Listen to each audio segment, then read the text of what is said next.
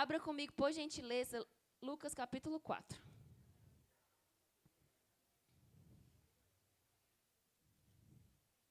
Aquele nosso combinado do Asaf continua de pé, tá? Se o Asaf me chamar, vou precisar ir, e vocês me esperem que eu volto.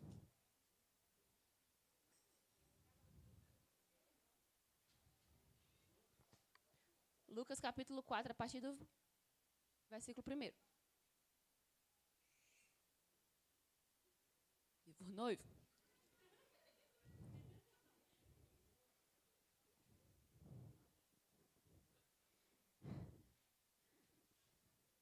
Amém? Vocês acharam?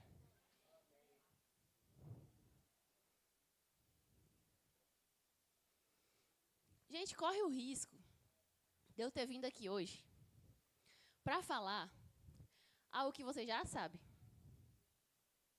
Há uma grande chance de terminar essa pregação e você dizer assim, eu não ouvi nenhuma novidade hoje. Mas eu tenho uma coisa para dizer. A palavra de Deus está escrita há 2000 anos. Então, uma vez eu aprendi que uma pregação que não merece ser pregada 2 vezes, não merecia ter sido pregada nenhuma. Porque se é palavra, ela pode ser a mesma. E ela pode ser dita todo dia. E ela todo dia vai ter algo novo para nós. Uma revelação nova. Então não fique aí, já ouvi isso, já falei isso, o pastor já falou isso, Timóteo já disse isso 10 vezes. Porque o Senhor é poderoso e a sua palavra é poderosa e é viva. Isso aqui que está diante dos seus olhos não são letras, mas é poder de Deus para nós. Amém? Então eu vim aqui hoje falar única e exclusivamente do Espírito Santo.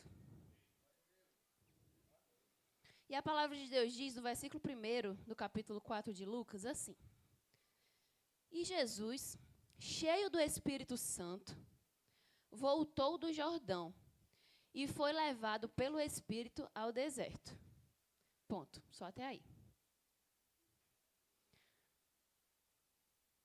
Eu vim falar hoje aqui sobre o Espírito Santo porque, infelizmente, a gente vive dias em que a pessoa do Espírito Santo não é mais valorizada como deveria ser.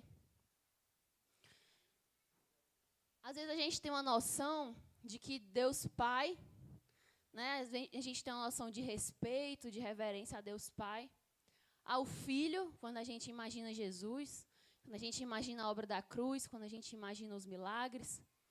Mas quando se fala de Espírito Santo, muitas vezes a gente não tem essa noção de que Ele é tão Deus quanto o Pai e quanto o Filho. Lá no livro de Efésios, capítulo 4, a palavra de Deus diz assim: há um só Deus e Pai, quem sabe esse versículo? E Pai de todos, o qual é sobre todos, por todos e em todos. Esse versículo, ele fala de um só Deus. Então, a gente não pode cair no engano de imaginar, de fechar os nossos olhos e imaginar Pai, Filho e Espírito Santo como se no céu houvessem 3 tronos. O Pai, o Filho e o Espírito Santo. Porque eles 3 são um só. É um Deus e Pai de todos.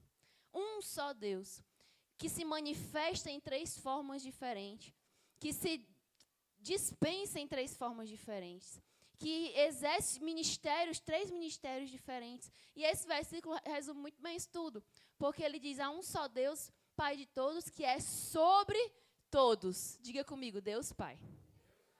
É por todos, Deus Filho, e é em todos, Deus Espírito Santo. Então, diga comigo assim: Deus é Pai, Deus é Filho e Deus é Espírito. Você entende a poderosa palavra de Deus? Como isso é poderoso? Então não existem, a gente vê às vezes imagens, obras de arte ou imagens de internet, onde se manifesta, onde se apresenta Deus Pai, normalmente um senhor, grisalho, de barbona branca, né? Aí apresenta a figura de Jesus, aquela imagem que a gente tem de Jesus. Um cara mais jovem, cabelo marrom, barba, Né? Você, tenho certeza, se eu disser assim, imagine Jesus, você imagina esse cara que a gente vê nos filmes, aquele personagem do The Chosen, né? E essa imagem, a mesma imagem apresenta Maria, muitas vezes por trás deles, e apresenta a figura do Espírito Santo como uma pombinha. Isso a gente bate o olho e tem uma visão errada das coisas. Porque não são três, é um. Não são três deuses.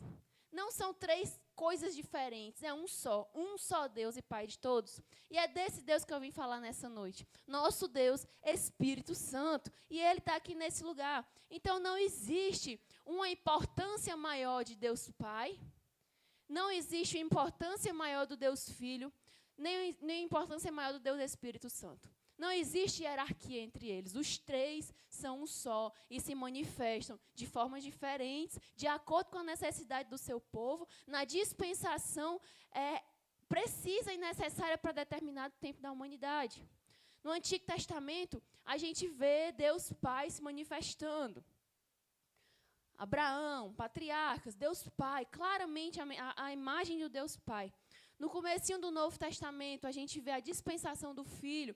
O Filho vem à Terra, manifestação de Deus na Terra, em forma do Filho. A palavra de Deus fala lá em Colossenses, capítulo 1, diz que em Jesus está toda a plenitude de Deus Pai. Ou seja, em Cristo habita corporalmente a glória de Deus. Então, o Senhor escolheu a figura do seu Filho para se manifestar ao mundo. Aquele que tem o Filho, tem o Pai. Aquele que nega o Filho, já perdeu o Pai. Então, Jesus é a manifestação em carne e osso da figura do nosso Deus. Jesus morre. Você sabe dessa história. E ele diz, depois que ele ressuscita, ele diz, é necessário que eu vá, para que ele venha. Quem venha? O Espírito Santo. E agora o novo tempo da dispensação do Deus Espírito Santo sobre a igreja. Não mais Antigo Testamento, não mais Jesus em carne e osso. Agora nós vivemos na dispensação do ministério do Espírito Santo. E é por ele que nós vivemos, é por ele que nós nos movemos, e é por ele que nós estamos aqui nessa noite. Para você ver a importância do Espírito Santo de Deus. Você sabia que o Espírito Santo ele é a primeira pessoa que aparece na Bíblia? Abra comigo em Gênesis 1, ou se você quiser acompanhar aqui no telão, não tem problema. Diz assim, no princípio criou Deus os céus e a terra. Alana não está falando do Espírito Santo, está falando de Deus Pai. E eu lhe digo, esse Deus aqui, no original é Elohim. E Elohim é a presença e a manifestação dos três juntos. Então, isso aqui não é Deus Pai. É Deus Pai, Deus Filho e Deus Espírito Santo juntos. Versículo 2. E a terra era sem forma e vazia, e havia trevas sobre a face do abismo, e o Espírito de Deus se movia sobre a face das águas. Então, Elohim são os três. E aqui, o primeiro dos três que é citado na palavra é o Deus Espírito Santo. E esse verbo pairava, é muito interessante isso, porque esse verbo, ele não é só sobrevoava, não é só observava, não é só coordenava. Esse verbo é da mesma natureza do verbo chocar.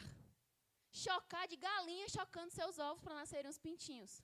Quando a palavra de Deus diz, o Espírito pairava sobre o abismo, sobre a face das águas, ela está dizendo, o Espírito chocava a terra, o Espírito aquecia a terra, o Espírito gerava a terra, para que depois da palavra lançada pela boca de Deus, houvesse vida. Então, o Espírito Santo de Deus gerou o universo, tudo que você vê, tudo que você pega, tudo que você enxerga. O Espírito Santo de Deus é poderoso. O mesmo verbo pairar é o mesmo verbo chocar e é o mesmo verbo que lá no Novo Testamento, quando a palavra do Senhor diz, e veio sobre Maria, não diz? O Espírito desceu, descerá sobre ti o Espírito Santo, não diz?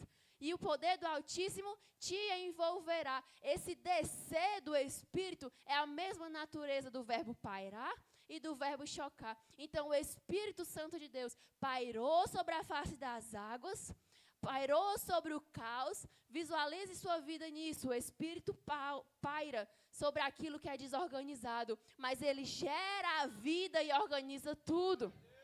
O Espírito de Deus, ele pairou sobre a vida de Maria, ele desceu sobre a vida dela. E aquela mulher que era só uma jovem, virgem, de casamento marcado, uma mulher comum, gerou o Salvador no ventre dela por causa de uma semente lançada por quem? Pelo Espírito Santo de Deus.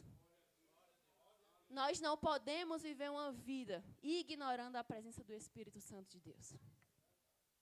Quando nós olhamos para o Antigo Testamento, a gente pode lembrar dos profetas. Passasse o microfone aqui, você discorreria talvez melhor do que eu aí. Ministério de Moisés, ministério de Elias, ministérios proféticos, ministério de Samuel, ministério de homens, de mulheres de Deus. E a palavra fala que esses ministérios são gloriosos. E falando especificamente do ministério de Moisés, que é um tipo do ministério de Cristo, a gente estava conversando sobre isso essa semana lá em casa. Lá em 2 Coríntios, capítulo 3, versículo 8, se você quiser só anotar, a palavra de Deus diz assim, ó, o ministério da lei, quer abrir, Manuzinha, para a gente ler? 2 Coríntios 3, 8. Ele diz, o ministério da lei, o que é o ministério da lei? O ministério de quem? De Moisés.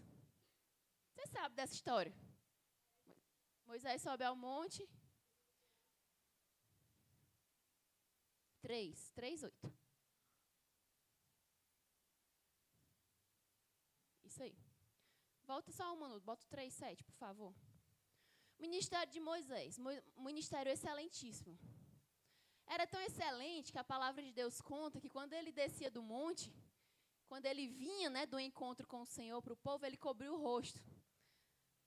Porque a sua face brilhava tanto, o resplendor da glória de Deus era tão grande que ele cobriu o rosto, a fim de que, quando aquele brilho fosse se esvaindo, as pessoas não vissem.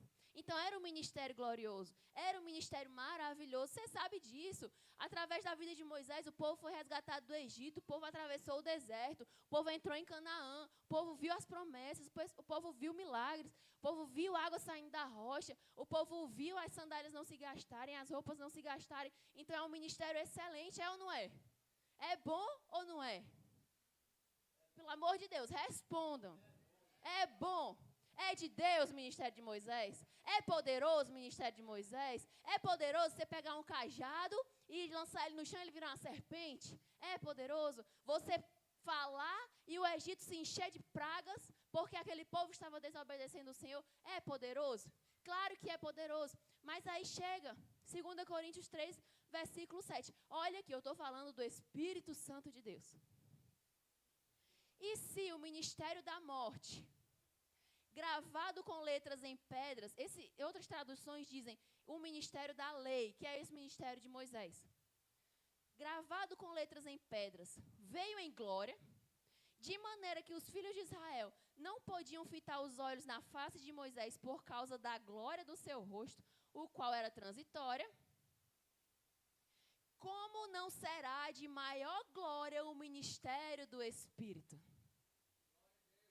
Se Moisés foi grande, se atravessar o deserto foi bom, foi poderoso, se abrir o mar vermelho foi maravilhoso, se fazer sair água da rocha foi excelente, se consumir o Egito com pragas e depois eles afogarem no mar foi poderoso, a palavra de Deus diz, quanto mais não será maior e de maior glória o ministério do Espírito.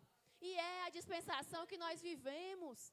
Mas aí a gente tende a pensar assim, meu Deus, se Moisés estivesse aqui no nosso meio, eu estava lá pedindo um autógrafo, eu estava lá respeitando. Se Elias passeasse aqui, se Samuel estivesse aqui, mas nenhum deles está, foram ministérios excelentes. Mas o Espírito de Deus está aqui e ele é mais excelente, o ministério dele é mais poderoso, é mais eficaz, porque nele, porque em Cristo se aperfeiçoa uma aliança que no tempo dos profetas ainda não estava aperfeiçoada. só em Cristo, por meio do Espírito Santo, essa aliança é aperfeiçoada. Porque Cristo, Ele é o resumo de todas as coisas. É para Ele que aponta toda a Bíblia. É para Ele que aponta todas as Escrituras, todas as profecias, todos os ministérios do Antigo Testamento apontam para Cristo e para o ministério do Espírito. É poderoso, o ministério é poderoso. Para você ver como o ministério do Espírito é poderoso. No dia que Moisés subiu para o monte, recebeu os mandamentos, quando ele desceu do monte, qual era o cenário que estava lá? Bezerro de ouro. O povo cansou de esperar. Arão teve uma brilhante ideia, construiu um bezerro de ouro. Vamos adorar o bezerro de ouro. A palavra diz que nesse dia morreram 3.000 homens. Por quê? Porque lá em cima o Senhor tinha dito a Moisés, anota aí, Moisés, aliás, o próprio Deus anotou, né? Na pedra. Disse assim, não adorarás a outros deuses. Quando Moisés chega lá embaixo, o que está sendo feito? Idolatria, adoração aos outros deuses. Peso da lei, ministério da morte, ministério da condenação. Estava na lei, gerava morte. 3.000 homens morreram. Através do ministério de Moisés, 3.000 homens morreram. Mas através do Espírito, através do ministério, da dispensação do Espírito, a palavra de Deus conta lá em Atos capítulo 3, que Pedro prega. E quando termina a pregação, ele olha para aquela multidão e ele diz, arrependei-vos. Arrependei-vos e todos vocês sejam cheios do Espírito Santo. E a palavra de Deus diz que naquela noite, 3.000 homens, 3.000 vidas se converteram e foram batizados no Espírito Santo. Moisés, a lei, a letra mata, mas o Espírito gera vida.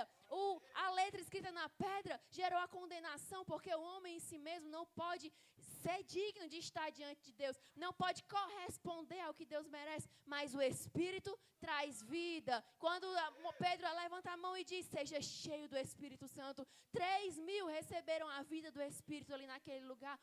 A letra mata e o Espírito traz vida. O Espírito Santo de Deus, ele não veio. Sabe quando você vai andando no carro e você fura o pneu na estrada e você precisa parar na estrada? Aconteceu isso com a gente na última viagem. Para o carro, desce do carro, tira todas as malas, pega o step, coloca o step. Sabe quando você não tem o pneu original e você precisa trocar pelo step? O Espírito Santo não é isso. Às vezes a gente tem a impressão que Jesus foi, e como ficou um vácuo da presença física de Jesus, ele mandou o Espírito para substituir como um step, enquanto chegava na oficina, enquanto Jesus voltava. Não. O Espírito vem para dar continuidade à obra de Cristo. Jesus, quando está para subir ao céu, ele diz assim, olha, é necessário que eu vá para que ele venha. Jesus está dizendo assim, olha, foi bom me ter em carne e osso aqui, pois existe um ministério ainda mais excelente, e é o ministério do Espírito. Agora, para ele vir, eu preciso sair e voltar para o meu cantinho, para preparar o lugar de vocês lá. Então, o Espírito Santo, ele é liberado do céu para a terra, não como um mero substituto, não para ocupar um lugar, não como um vice. O Espírito Santo, ele não é um vice, que o presidente sai e o vice fica ali arrumando as coisas enquanto o presidente volta. Não, o Espírito Santo não é um vice. O Espírito Santo é Deus. E ele tem um lugar dele.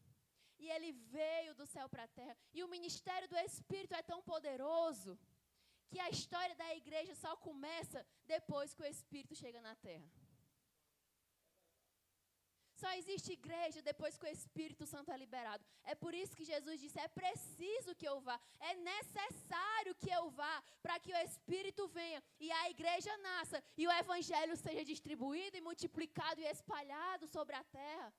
Não existe vida da igreja sem duas coisas. 2 requisitos para que exista a igreja. Jesus exaltado e a descida do Espírito. Se você quer ser igreja, é preciso exaltar a figura do Deus Filho. É preciso elevar a figura de Jesus. É preciso adorá-lo acima de todas as coisas. É preciso entendê-lo não só como um homem de carne e osso que passou por essa terra e morreu, mas um Deus que se fez homem e habitou entre nós, o Verbo que se fez carne e habitou entre nós, cheio de graça e de verdade, mas que hoje está no céu, está no alto e sublime trono, e que é Deus e está lá. E também é preciso a gente receber o Espírito Santo que desce sobre a igreja. Não existe igreja sem Espírito. Jesus diz, olhe, fiquem em Jerusalém, até que do alto vocês sejam revestidos de... Fiquem em Jerusalém, porque é necessário receber o poder do Espírito.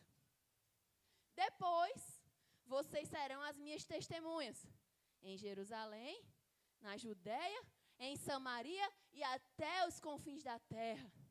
Você entende que só existe igreja fazendo a obra de Deus, só existe igreja estabelecendo o reino de Deus nessa terra quando o Espírito Santo desce. Quando você recebe o poder do Espírito Santo, não existe igreja sem Espírito. Pode ter a performance que for, pode ser a maior igreja do mundo, pode ter as paredes mais lindas, os holofotes mais brilhosos, as placas mais bonitas, os painéis de LED mais bonitos, o pregador mais eloquente, o púlpito de vidro mais caro, as cadeiras de ouro para você sentar. Se não tiver Espírito, não é igreja. Pode ter o melhor discurso, pode ter a melhor palavra, pode ter o maior engano, pode ter a melhor lábia, pode ter o vem aqui que cabe você, pode ter o vem que a porta é larga, mas se não tiver Espírito, não é igreja. A figura do Espírito Santo, aliás, a pessoa do Espírito Santo, ela está intimamente relacionada ao ministério da igreja. Ou você acha que quando a igreja for arrebatada, o Espírito Santo vai continuar aqui? Igreja saiu, o Espírito Santo vai junto, meu irmão. Sem o Espírito não tem igreja. É junto. E esse Espírito que paira para gerar vida, esse Espírito que desce para gerar vida, é o Espírito que está sobre a igreja. O ministério do Espírito é o ministério da igreja. E nós temos ficado quietos, calados, amurrinhados. Quieto dentro de casa, dentro da igreja, calado, com medo. Quando o Espírito Santo de Deus está sobre nós. E como a Juliane ministrou aqui nessa noite, é através da igreja, é através do Espírito na igreja, que esse mundo pode receber alguma coisa boa. Não existe vida sem o Espírito Santo de Deus. E Ele está aqui nesse lugar. E nós precisamos aprender a reverenciar a presença do Espírito Santo. Chega do tempo em que a gente vive, deixa de viver, acorda e dorme, sem ter a noção do Espírito Santo na nossa vida. Não existe igreja. Fique sabendo, você não é capaz de fazer nada se não for pelo Espírito. O ímpio, ele faz tudo sem o Espírito. Ele prospera, ele casa, ele abre empresa, ele faz tudo porque é ímpio. O Filho de Deus, o servo de Deus, não faz nada se não tiver o Espírito. Aí a gente olha e diz, mas por que ele prospera? Porque ele é ímpio. Por que ele prospera se ele não está na igreja? Por que ele prospera se ele não tem Deus? É ímpio, Deus não tem negócio com ímpio. Mas por que eu estou aqui? Porque você é servo e você só é capaz de fazer alguma coisa se for pelo Espírito Santo. Jesus olha para aquele povo lá em João capítulo 5 e diz, ei, sem mim nada podeis fazer. Ele não está falando isso para ímpio, não, está falando isso para a igreja. Porque ele tem acabado de falar da videira. Ele diz, eu sou a videira e vós os ramos. Quem é o ramo da videira? É o ímpio? Não, é a igreja, enxertada na videira. Eu sou a videira e vós sois os ramos. E sem mim, nada podeis fazer. Nada. Sem o Espírito, não tem prosperidade financeira. Sem o Espírito, não tem alegria. Não tem coração saciado. Não tem alegria do Espírito. Não tem vida completa. Porque sem Ele, nada nós podemos fazer. Aí você não sabe por que está dormindo e acordando com um oco dentro do coração. Porque sem o Espírito nada você pode fazer. Eu não sei por que eu corro. E é como quem corre atrás do vento. É porque você precisa do Espírito Santo para dar sentido à sua vida. Você pode ir para a igreja todo dia. Você pode estar todo domingo aqui. Se não tiver Espírito, não tem vida. Nós precisamos do Espírito Santo de Deus na nossa vida, igreja.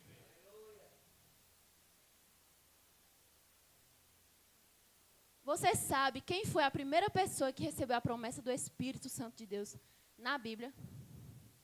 Se acertar,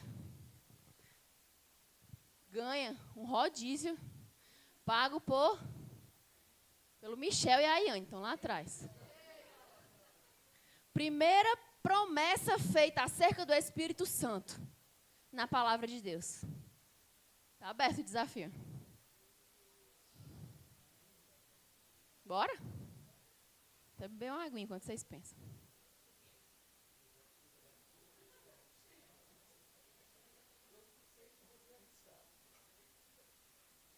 Manu, abre, por favor, em Gálatas 3. Vamos lá, promessa do Espírito. Quem acha que foi antes de Jesus morrer? Não, vou melhorar a pergunta. Quem acha que foi ali, pertinho do Pentecostes? Levanta a mão. Quem acha que foi depois do Pentecostes? Levanta a mão. Quem não sabe, levanta a mão. Pronto. Ninguém levantou nem num e nem noutra.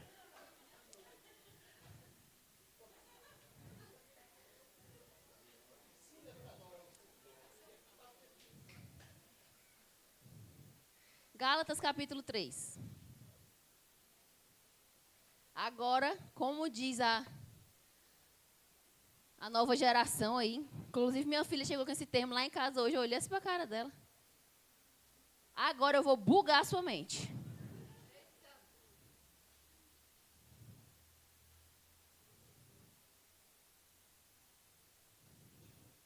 Abraão, Gálatas capítulo 3, versículo 8. Diz assim a palavra de Deus: ora, tendo a Escritura previsto que Deus havia de justificar pela fé os gentios, anunciou primeiro o evangelho a Abraão, dizendo: todas as nações serão benditas em ti. Você sabe dessa história? Essa história é contada lá em Gênesis capítulo 12. O Senhor chama Abraão, diz: ei, Abraão, sai da tua terra, da tua parentela, da casa do teu pai, e vai para a terra que eu ainda vou te mostrar. Vem que no caminho eu te mostro. E em ti, aí tem a resto da promessa, né? E abençoarei os que te abençoarem, e amaldiçoarei os que te amaldiçoarem, e em ti serão benditas todas as famílias da terra, ou todas as nações da terra. E aqui é muito lindo, porque quando eu, pelo menos, particularmente, quando pensava na promessa de Deus feita a Abraão, imaginava o quê? Pai de muitas nações, né? A terra de Canaã, Isaac, descendentes mais numerosos que a estrela do céu. E para mim, na minha cabeça, se limitava a isso, a promessa feita por Deus a Abraão. Mas aqui nesse versículo que a gente leu, diz assim, ó, o próprio Deus anunciou o evangelho a Abraão. E o que é o evangelho? Se não é Jesus, a obra de Jesus, o plano de salvação e, versículo 14, para que a bênção de Abraão chegasse aos gentios. Diga assim, sou eu. Aos gentios, por Jesus Cristo, para que pela fé nós recebamos a promessa do... Quem foi que primeiro recebeu a promessa do Espírito na Bíblia? Para que, a gente leu aqui, a bênção de Abraão. Aí a gente olha a bênção de Abraão e imagina riqueza, terra, filho, Isaac, pai de nações. Para que essa bênção chegasse aos gentios por Jesus Cristo, e para que pela fé nós recebamos a promessa do Espírito. Então o Espírito foi prometido a Abraão, meu irmão, patriarca lá atrás.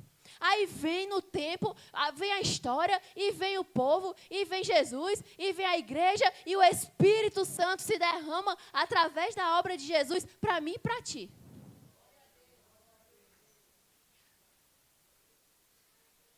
Que promessa é essa? Quem é descendente de Abraão? Quem são os descendentes de Abraão? Esse texto aqui, depois você lê esse capítulo todo aqui, fala que foi prometido a ele e a sua posteridade, ou seja, aos seus descendentes. E quem são os filhos de Abraão? Versículo 9 desse mesmo capítulo 3 diz assim, ó, de sorte que os que são da... De sorte que os que são da... De sorte que os que são da... São benditos com o crente Abraão. São filhos. Ou seja, herdam junto.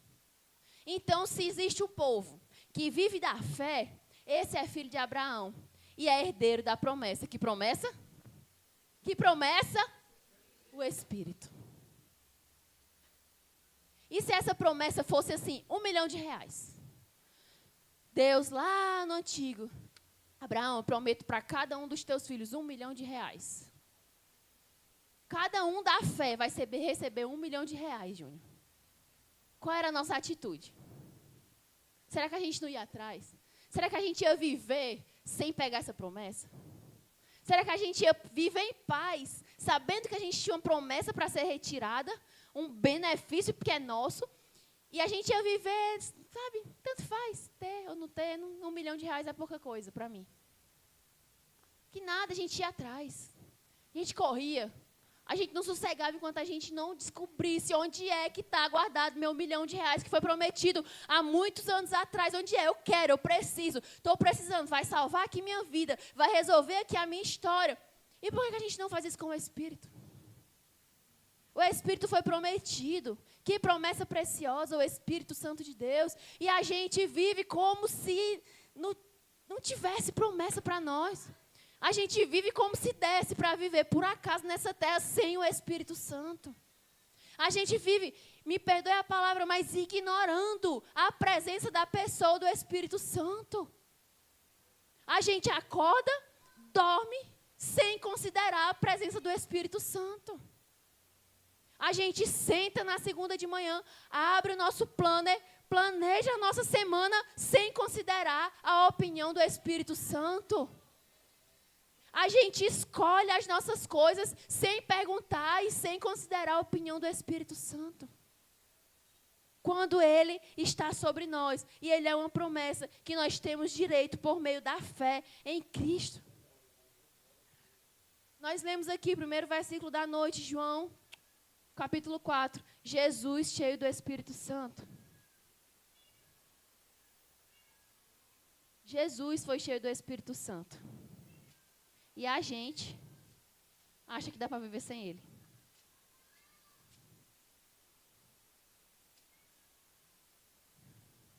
Lucas capítulo 4, perdão, falei João.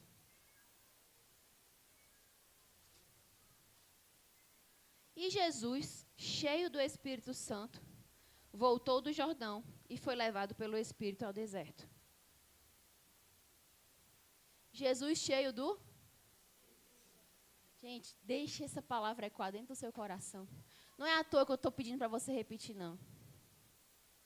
Comece aí a ter noção da pessoa do Espírito Santo. E Jesus, cheio do...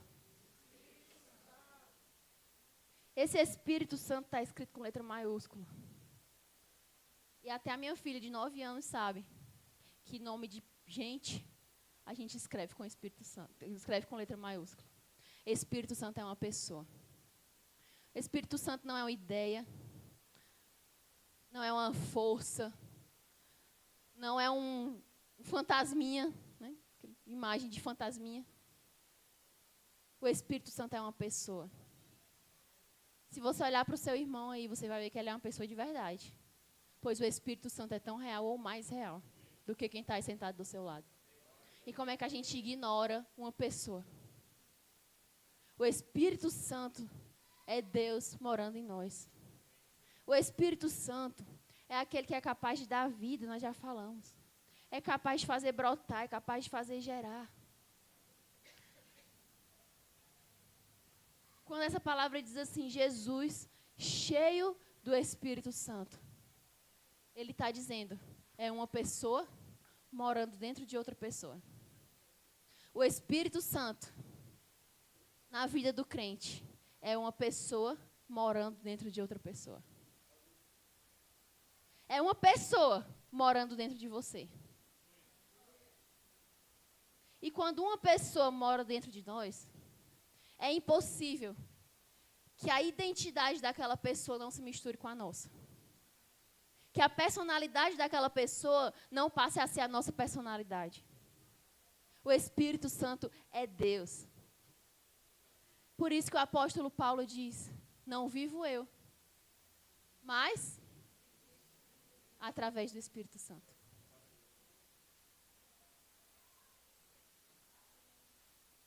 A gente não pode ignorar o Espírito Santo. Antes de descer para cá, eu pedi ao Senhor, Senhor, a única coisa que eu quero para essa noite é entregar um pouco para a igreja da noção e da seriedade do que é a pessoa do Espírito Santo.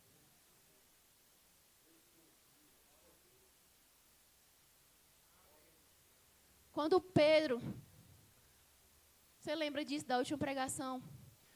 Jesus estava sendo interrogado para em seguida ser crucificado. E Pedro assentou-se na fogueira do pátio, não foi? Você lembra disso, né? E aí chegou uma mulher para ele, a última, né? 3 pessoas chegaram, a última chegou e disse, ei, você é um deles. Estou vendo que você também é galileu. Você lembra disso da última pregação? E Pedro disse, não, eu não sou. Mas por mais que Pedro tenha dito que não, aquela mulher olhava para ele e via Jesus. Aquela mulher olhava para Pedro e via os traços de Cristo. Porque o jeito de falar era parecido. O jeito de agir era parecido. O jeito de andar era parecido. As pessoas precisam olhar para a igreja e verem Jesus em nós. De que adianta o mundo olhar para a igreja e ver um templo muito lindo? O que é que vai mudar? De que adianta as pessoas do mundo olharem para a igreja e verem muitas riquezas, muitas roupas de marca, muitas maquiagens, muitos cabelos bem feitos? O que adianta o mundo olhar para a igreja e ver aqui uma pessoa falando com muita eloquência? De que adianta? O mundo precisa olhar para a igreja e ver Jesus em nós.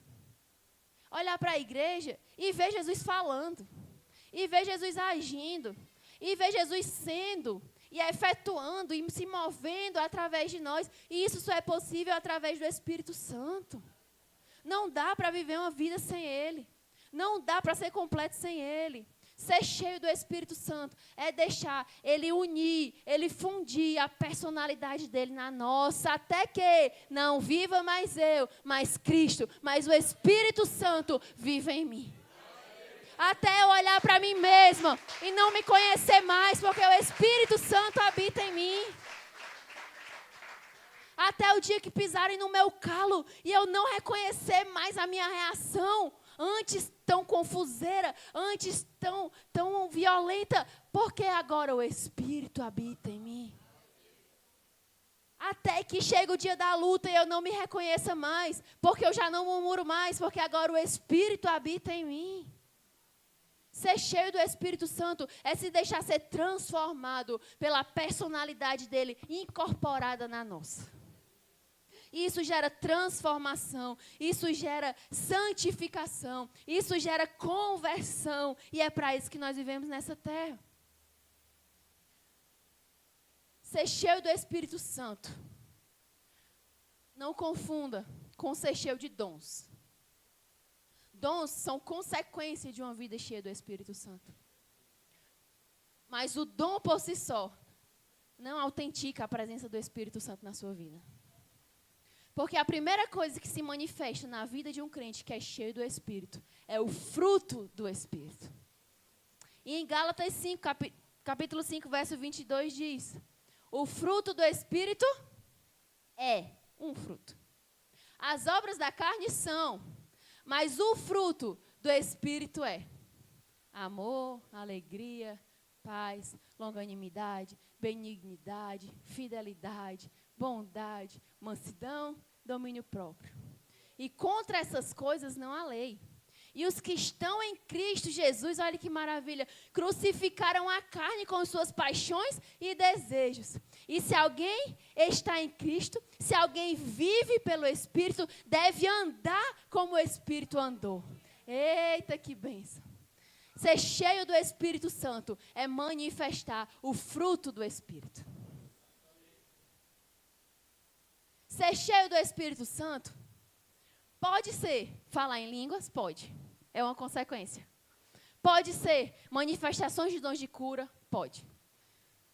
Dons de profecia, dons de palavra, dons de conhecimento, tudo isso pode estar prometido lá em Coríntios, 2 Coríntios. Está prometido, é lícito, é nosso, o Senhor nos deu.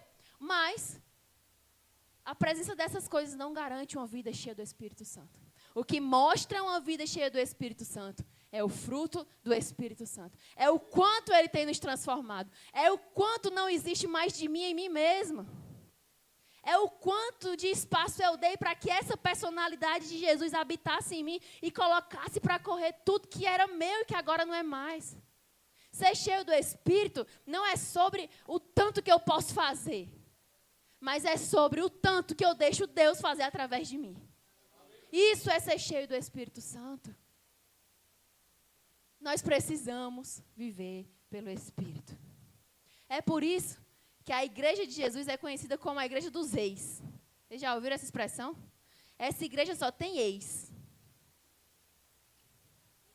Ex-ladrão, ex-viciado, ex-divorciado, ex-prostituta, ex-drogado. Por quê? Porque chega na igreja, converte, santifica, recebe o Espírito e é transformado por Ele. Aí deixa de ser tudo isso e passa a ser o que o Espírito Santo começa assim na nossa vida.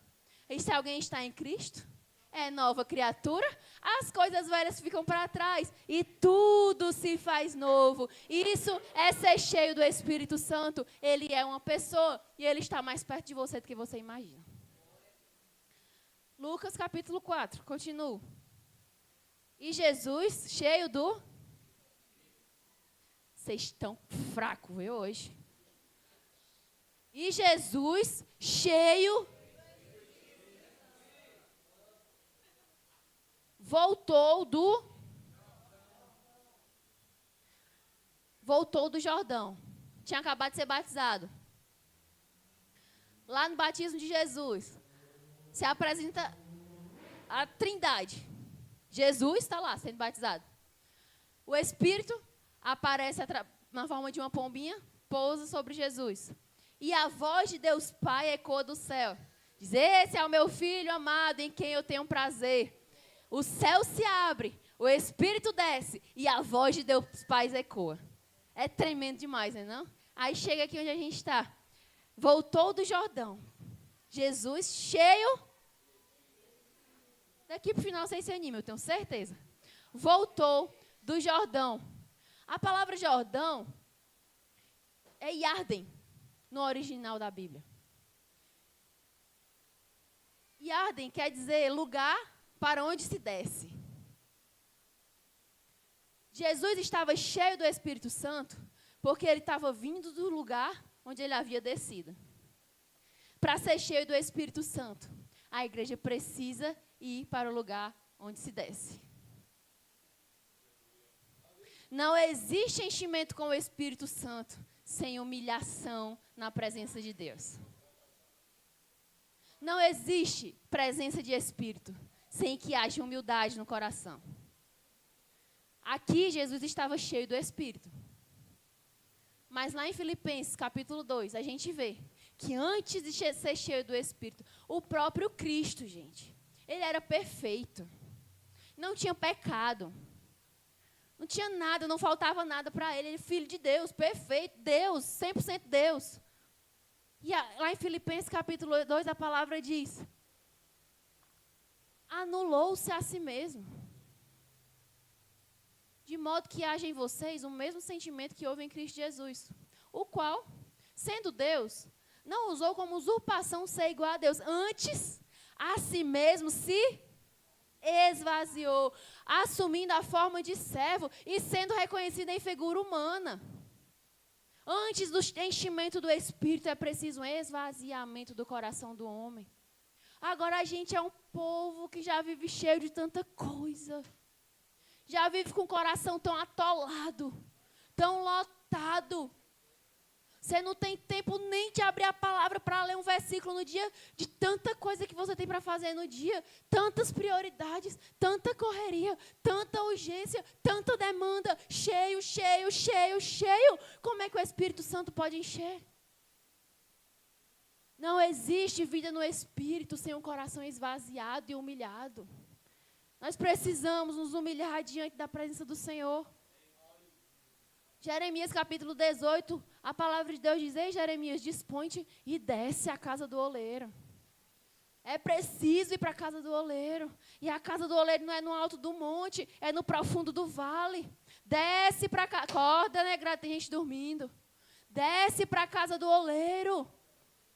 E quando Jeremias chega lá, o oleiro está lá com as mãos na sua obra. E a palavra de Deus diz que a obra que ele fazia se bagunçou, virou pó, virou bagunça, virou coisa feia. E às vezes a nossa vida acontece isso. A gente está bem bonitinho, bem direitinho, mas parece que de repente bagunça tudo, tudo perde a forma, tudo deixa de fazer sentido. Mas a palavra do Senhor segue dizendo que quando o oleiro viu aquela situação, ele tirou o barro, ele amoleceu o barro e ele tornou a fazer daquela obra uma obra ainda melhor. Aí o Senhor pergunta: ei, Jeremias, por acaso não poderei eu fazer da casa de Israel, entenda-se, da igreja do Senhor, como esse oleiro fez?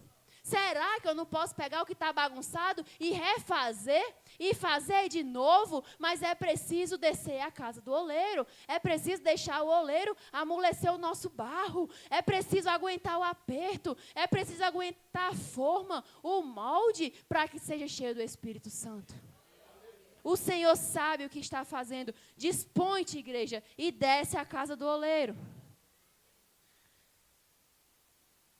Jesus, cheio, voltou do e foi.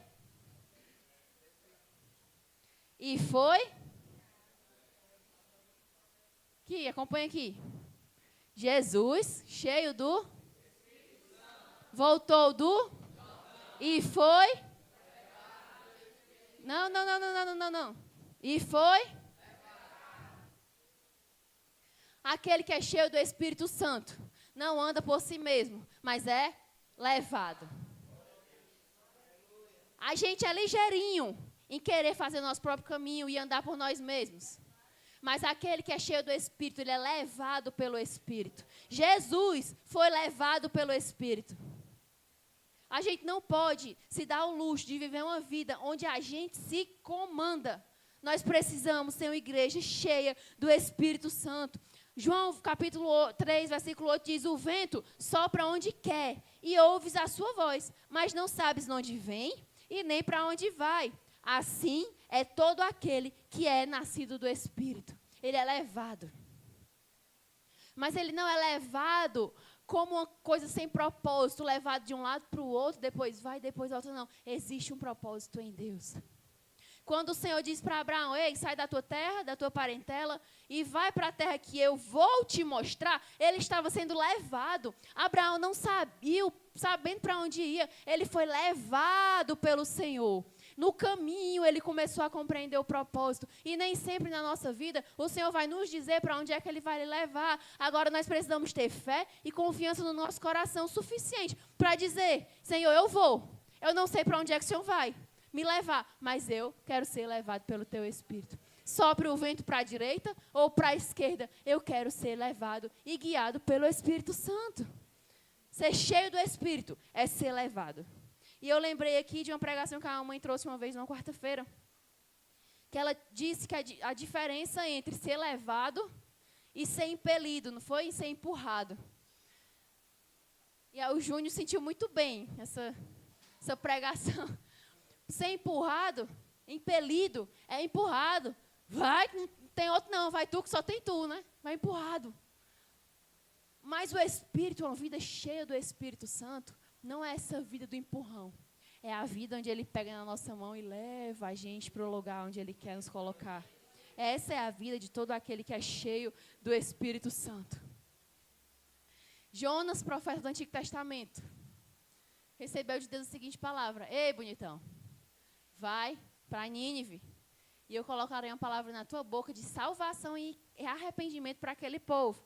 Só que os ninivitas eram um povo ruim, perverso, matava criança, fazia oferenda a deuses, a coisas horríveis, um povo terrível. E o povo os judeus não gostavam dos ninivitas. E quando Jonas soube que a palavra que Deus tinha para aquele povo era de arrependimento e conversão, ele não gostou. Profeta, ele é porta-voz da voz, né, não? Mas ali naquele lugar, Jonas, ele achou que ele podia ser porta-voz de uma voz que não era de Deus. Ele achou que ele podia falar o que diferente do que o Senhor estava dizendo para ele. E ele, apesar de não ter dito, ele não foi. Se Jonas tivesse ido para Nínive, ele teria ido com a palavra profética. Você entende? Você está me acompanhando?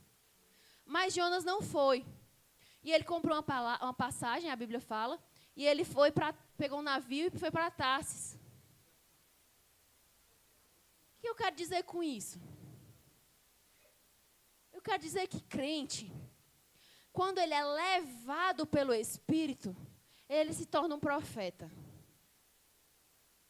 Mas que quando ele não é levado pelo Espírito e ele age pelo que ele quer agir, ele vira confusão.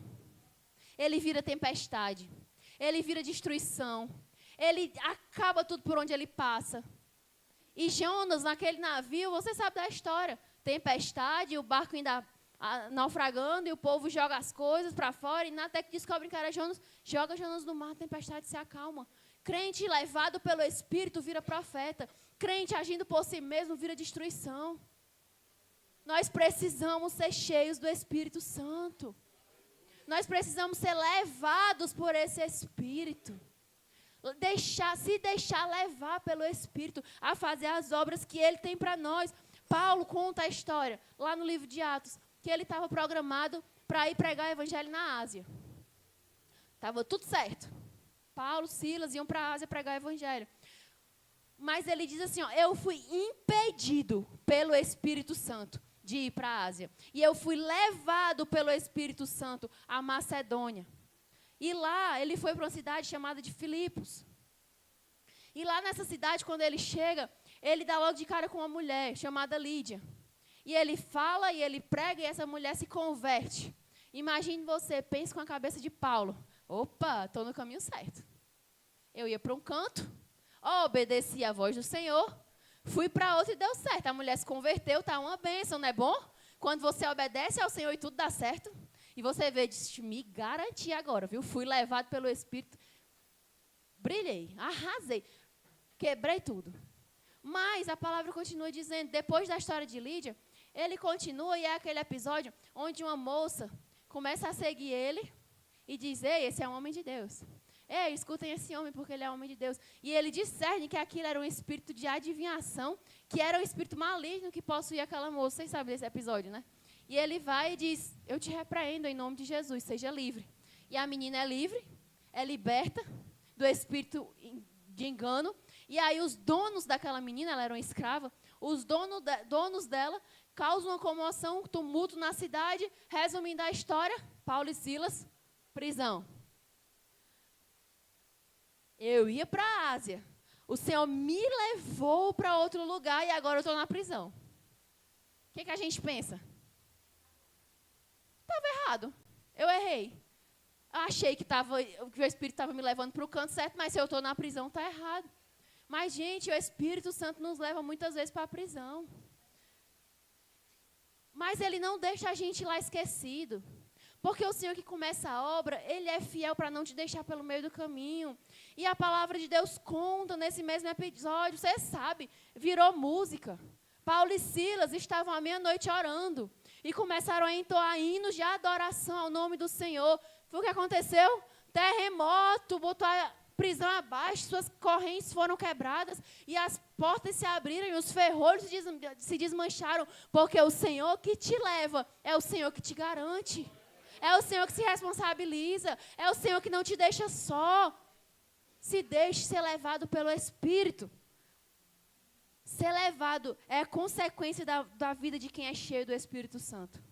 Vamos lá. E Jesus, cheio, vai dar certo, eu sei. Voltou do... Você está lembrando dos elementos? Espírito Santo é uma pessoa. O Jordão é o quê? Lugar de descer. E ele foi levado. Terceiro elemento da pregação de hoje. Foi levado por quem? Para onde?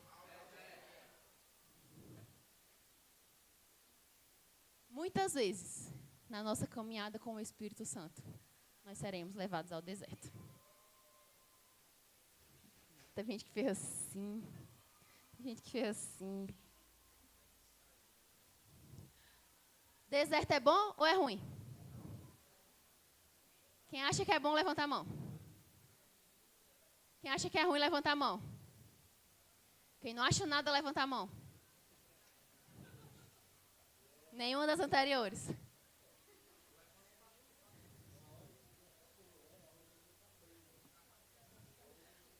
Deserto pode ser ruim e pode ser bom. Depende de quem ele leva. Se você for levado ao deserto pela sua própria teimosia, vai dar ruim. Mas se você for levado ao deserto pelo Espírito, vai ser lugar de aprendizado e vai dar bom. Lá em Deuteronômio, isso aqui dá outra pregação. Eu vou só pincelar aqui e eu já estou terminando. Se o pessoal quiser ir chegando, do louvor. Nós vamos fazer um altar de adoração ao Espírito Santo de Deus nessa noite. Você não pode... Eu não sei quanto tempo você tem de fé, de igreja, se você nem crente é, se você nunca aceitou Jesus. Eu não sei. Mas você não pode sair daqui sem o Espírito Santo na sua vida.